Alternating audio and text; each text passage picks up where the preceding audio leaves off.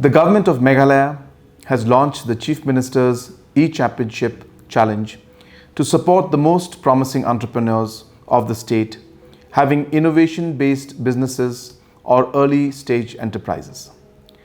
50 startups will be selected through this challenge, and these startups will undergo a 9-month incubation program.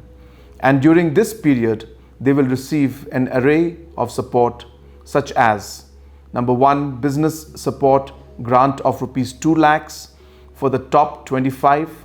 Number 2, business support grant of rupees 1 lakh for the top 50. Number 3, a recognition certificate.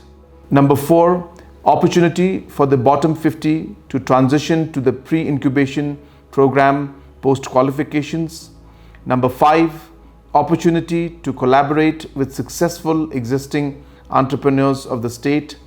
And number 6, dedicated mentoring, capacity building, access to funding, access to markets. Number 7, free co-working space. Number 8, support on marketing and legal services, visibility and networking.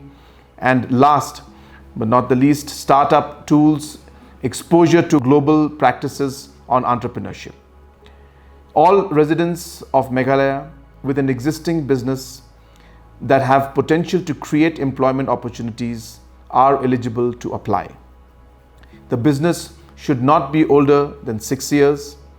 Till now, Prime has supported 150 startups through our incubation program.